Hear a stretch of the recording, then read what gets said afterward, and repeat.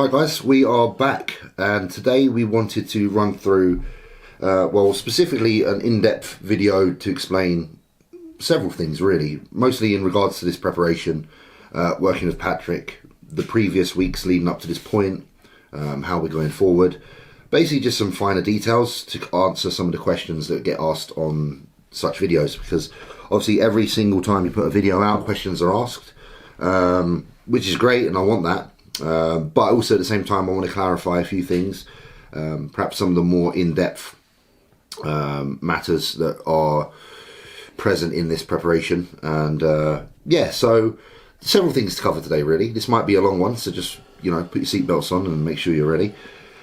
So obviously at the beginning of the year things changed for me. Started working with Patrick Tour, as we've highlighted in previous videos. It's been a hell of a ride so far. We are now at the point where we've reached the 6-week out mark for our first show of the year, which is the Alicante Pro, NPC European, and things are going very, very well. And things have been very different this prep. Not just in how things are done, but also how things are thought about and how things are treated. So I want to go over training, I want to go over nutrition, I want to go over mindset, and I'm basically just going to spin it all out on the table and let you guys do as you will with this information and take it as you will and hopefully get something out of it. So I want to go over training first. Training has been something that's been very, very much regulated in accordance to energy levels, where we are in regards to preparation, how much needs to be done in regards to what is happening with the body at current and what do we need to do going forward. And Patrick has been someone that even since the beginning has been hands-on with the training, and even in the depth of the off-season that we had, he was in contact with me very often about training and trying to basically get a real feel for how I was responding to certain things, and from that then regulating and basically just manipulating training to suit. And that was happening, relatively frequently, probably at least once a week. And what's happened as we've got closer to the show, especially to this point now where we're at the 6-week out mark, is things are actually changing every single day. So myself and Rebecca scheduled in to film today to do some content, which we're doing now obviously.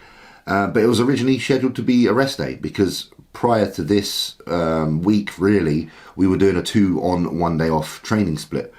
And lo and behold, in the last week or so, things have changed to the point now where we're trying to up the output and get ourselves into what is show condition. And one way which Patrick has been trying to achieve this is by upping the amount of training we do, so the frequency. So we had a 3-day one-off routine going on this week.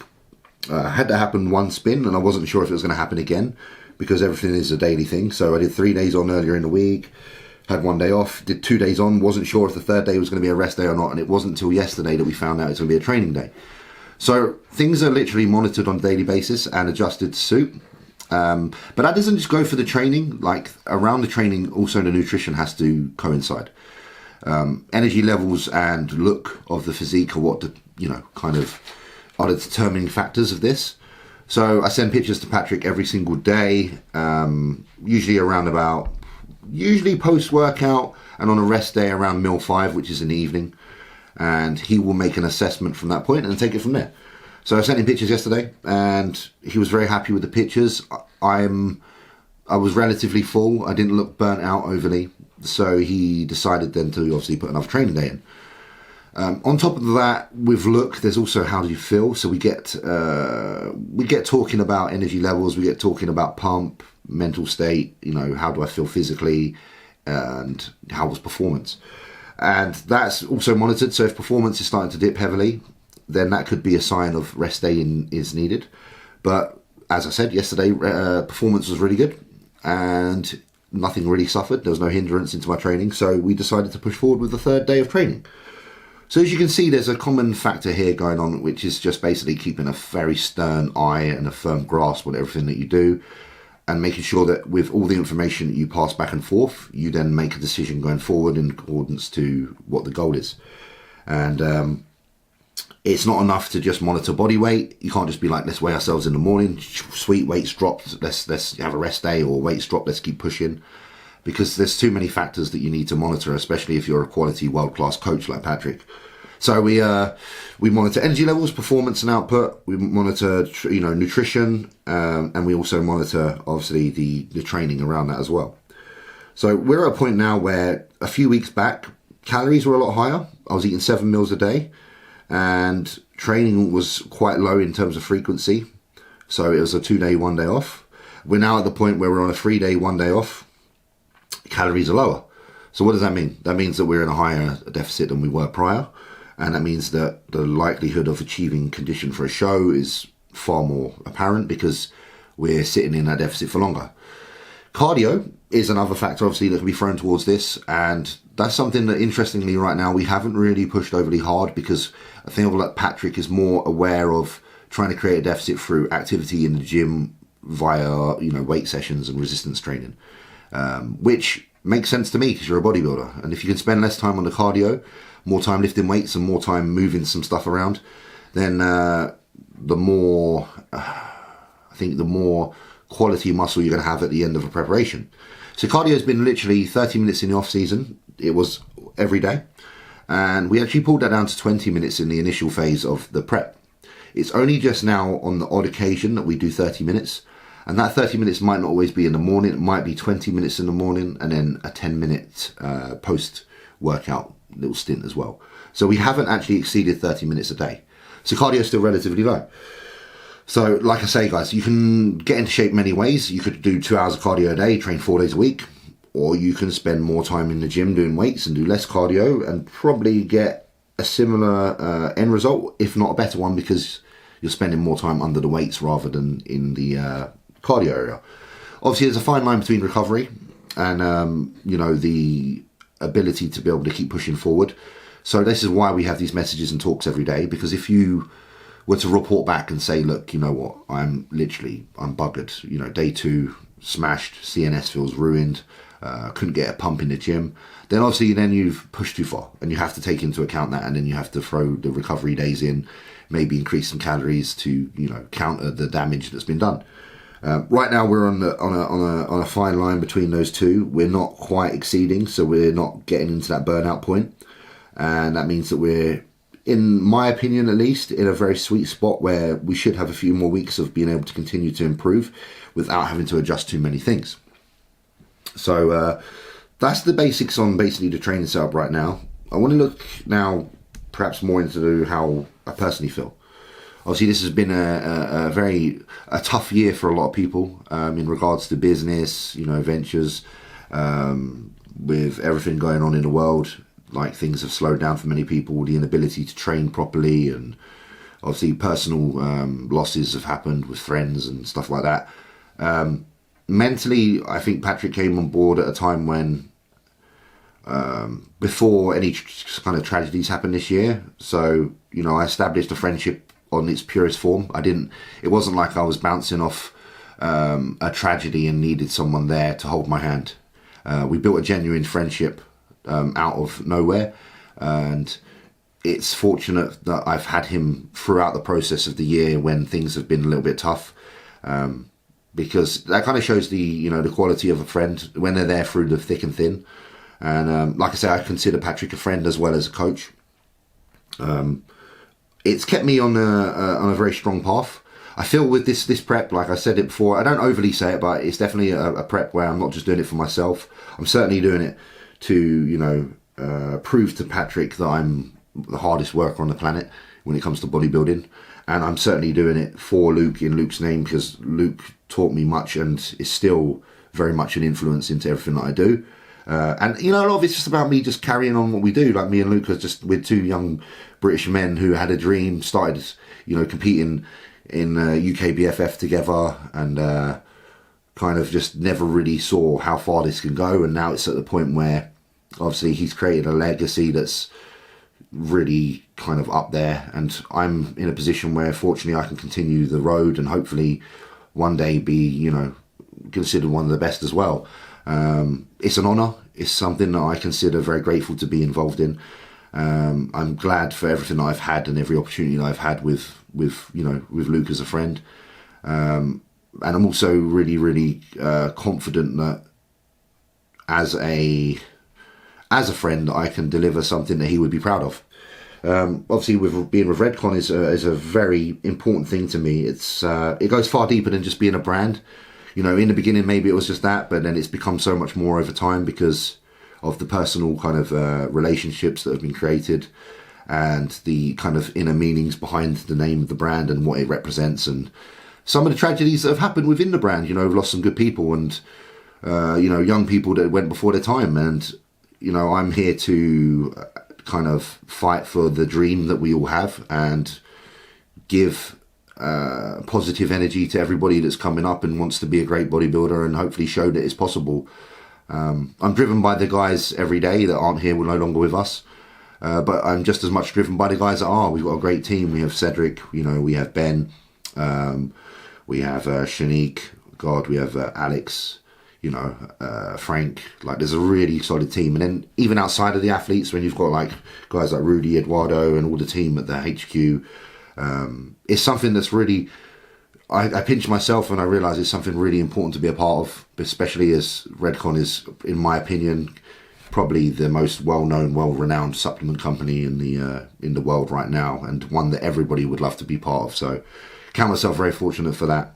So going into the show, I suppose, you know, what I'm trying to say is I'm trying to make several people proud. Obviously myself is a massive thing. You know, it's about proving to myself that I'm able, because I know that I'm capable, because I've got through hard times before with bodybuilding. I was never the guy that was said he's going to be the greatest, but I always in the back of my mind thought, you know what, every time I'm unpredicted to be something, I will step up and I'll be better than they expected. And, you know, it's been very slow, it's been very gradual, but it happens, and I believe it will continue to happen.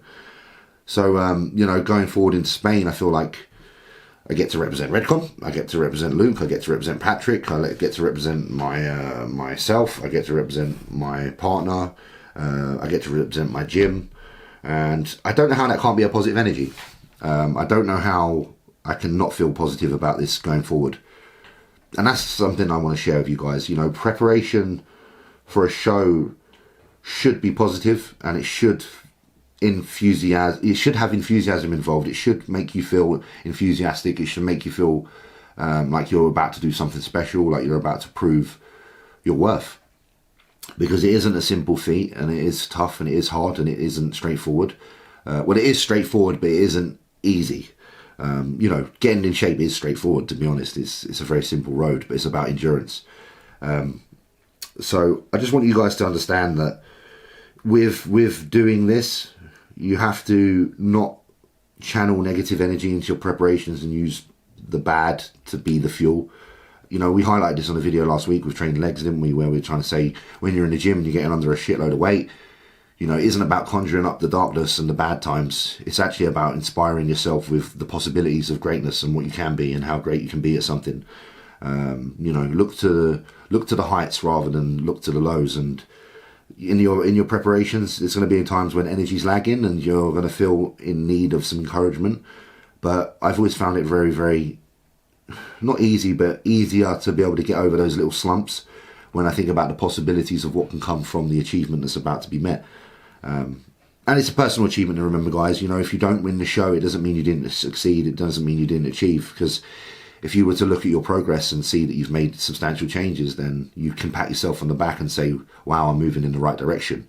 And I think if you do that, then eventually you will be where you want to be. It might not come as quick as you want. It might come quicker than you want. And that's just, you know, that's just potluck. That's just a game of genetics and time. And that's something that we don't overly have control of. So as long as you're moving forward, you know, as long as you're not regressing, and as long as you're disciplined and you're dedicated and you're hungry and you're willing, then you're definitely going to step forward. We had a couple of guys compete. I think we had one of the Redcon guys, Matt, compete this weekend. He did a show. He didn't place as well as he wanted. He got on the flight. He went back home, and he won his class in a show that was closer to home. And that's the kind of determination you need. That's the kind of dedication you need, the drive you need. In bodybuilding, where it's a very fine-tuned sport, essentially, when you get to the end mark, things can go a little bit wrong and it can make a massive difference. If you're ready for a show and you fail at one, if there's a show in a week or two, my suggestion would be go again. You know, make sure you give it another crack, because you can do a lot in a week, because bodybuilding, again, is about physical appearance, and appearances can change in a short period of time. Maybe a little bit different than if you're a 100-meter sprinter and you're running it in 12 and you think maybe next week I need to run it in 9. But don't give up on yourselves at the first hurdle, definitely. So next 6 weeks, what are we doing? What's the plan? Really, if I'm honest with you, it's a continuation of just really good communication, back and forth in. Keep checking in, keep sending pictures over, keep making sure that we are doing everything in our power to stay on top of things as they come. Life is pretty simple right now. I've kind of made everything as basic as possible so that it's easy to follow an orderly existence, because obviously bodybuilding is very regimented, and that's something that you do have to get to understand, is that if you're someone who likes to tie yourself up in many endeavours, it will become more difficult for you to be able to succeed in bodybuilding, unless you're an absolute god. So try to simplify life around those closing weeks, especially in the last kind of 6 weeks if you can. So life for me really basic right now is hitting the gym twice a day. Gym in the morning, we do cardio, we do some posing. We train calves or we train abs, and that's that done. Come home, a few meals in, we go back to the gym around 3 p.m. and we train the main body part of the day. We do some secondary cardio, short stint if possible, if needed, and some more posing. So you'll notice I said posing twice there. That's because posing is very important, because that's what bodybuilding is. I have neglected it in the past myself. I thought, yeah, you know what, I'll leave it 4 weeks out and start practicing every day and it'll be hunky-dory. That isn't the case. So this time we actually started posing probably around about 8 to 10 weeks out, pretty much once a day, and then we moved up to twice a day around about the 8 mark. So hopefully by the time the show comes around, you're very comfortable in your own skin and you're able to just pose without even thinking about it. That is something I would heavily suggest to anybody out there who underestimates the importance of posing. Throw in a few rounds a day, 3 rounds a day. Throw it in as far out as possible from the show, because by the time the show comes around, it will be a walk in the park. So don't neglect posing, guys, because obviously you can have the best body in the world, and if you can't display it, it don't mean shit. And that's the truth, because I've seen many great physiques fall down at the last hurdle because they didn't practice their presentation. And I've done it myself. I've been there and I've been victim to it because I got too complacent. On top of that, final things for a show as well to take into consideration before we get there. Make sure you're getting your tan beforehand. This year I'm going to make sure I get some sunbeds before. I get told all the time, you're the most pale person on the planet, you need to get a base tan. And I used to do it as an amateur and it worked well and it got me looking really good. And then I kind of stayed away from the sunbeds over the past kind of 5 years. And it kind of hurt me because it meant the tan wasn't looking as good. So that's something you have to consider as well. If you're someone who's very fair skinned, consider that. I know not everyone's going to be a fan of sunbeds. They're not going to feel like they're the most healthy thing. If not, then just make sure you do apply a very good tan and get enough layers. And that the finished product doesn't let you down, because a bad tan on stage can take you from being a top guy to a middle guy to an end guy. And that's the truth, believe me, because if that light doesn't hit your body right, then it can really, really detract from all your hard efforts. So yeah, I think today I've got to go do some hamstrings, which is a very small hamstring workout because we had a huge back workout yesterday. So really the point of today is just some calorie burn and some focus and some emphasis on hamstrings. Posing after, and then I'll be hopefully having a rest day tomorrow. Diet right now is pretty simple. We've got kind of 2 fish meals going a day, 2 chicken meals a day. So the leaner protein sources are in now. Red meat's kind of low. 1 red meat meal on a rest day. If it's high carb day, I get to have some red meat. But the ratio of red meat in my diet now has dramatically dropped now because of the fat content. So we're mostly eating, haddock, cod loin. Even the carb sources have changed to the point where we're eating a higher ratio of potato now versus rice, which obviously is less carb dense. So I'm actually getting less calories from that as well. And we've pulled some fats from breakfast away from the nut butters. I don't get no nut butters now, so I'm upset because nut butters are like the best part of the day. So we're relying literally on whole eggs for fats and olive oil for fats. And just the small amount of fats that you get from the meats that we eat. But other than that, it's pretty basic, simple diet. No cheat meals. I don't get cheat meals, not allowed them. Patrick's very strict, so if we are in need of food, like I said, guys, it's going to be one of them where we assess the amount of food we have that day and maybe up it through the course of the day from the clean sources that we've been eating in the existing diet. That way you can be sure that your body's going to react well. It's not going to find it awkward to digest, or it's not going to blow or feel off, because obviously your body's already used to consuming such foods. So that's something to take into consideration as well, guys. You have a choice where you can do the cheat meals, or you can do the high calorie days, or the essential refeeds. Patrick's approach is definitely the refeed approach. So if you do want to know what I get up to, keep an eye on my stories, because I tend to post my meals on there quite frequently as well. We did do a day of eating as well at the 8-week count mark, but we'll do one again at some point, because obviously the food's changed. Like I said, if you check out the previous one, you'll notice that there's certain foods in there, like chicken, which is very present, and there wasn't so much fish. So if you see the next video, it's going to be a lot of fish, which is great. It gets you in shape, but it makes your house stink. So today I was making sure I was in the garden using the barbecue to avoid a stinky house. Yeah, other than that, I want to leave you with some positivity. Just make sure you have a good support network around you. Make sure you have some good people that really are honest, but also who are, I suppose, able to recognize your potential, because you can't have it all now. Potential means you can get there. It means it's coming. So as long as you've got people around you that recognize your potential and are willing to step up and make you work when things are hard, and you're willing to do the same for them, then you're in a good spot. And they're hard to come by. So when you find one, stick with them. Don't let them go. You're not going to get on with every day, because when you're dieting, you don't get on with everyone every day. It's just the way it is, because you end up getting tired. So be a little bit patient, be a little bit resilient, and endure the work. That'll do for now, but we will catch up again probably before too long, because obviously we're 6 weeks out now. We will be doing the British as well, which is actually 10 weeks from today. So that's not even far itself. When I was thinking about that, I thought, how long was the British show? 10 weeks. That's not half a freaking prep itself. So 6 weeks and 10 weeks. So we've got 2 shows coming up. One's a qualifier, obviously, for this Olympia. Touch wood, we can get to Olympia this year. We don't know what the current standings are on that because of the flight situation into America.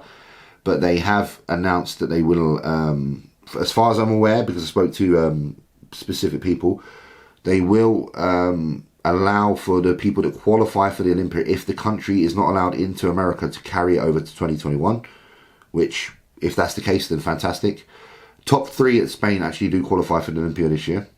Not that I'm going there to be 3rd or 2nd. I've been 3rd, and I'm not doing it again, and I don't want to be 2nd. It's all about being 1st. I generally am going there to go 1st. And then obviously the British is a qualifier for the following year if all things go well. I'll be doing the British anyway, because I want to step on home soil, and I think it's great to try to win the title of Best British Bodybuilder, because there's something to be said about that. We've all been talking about it for too long.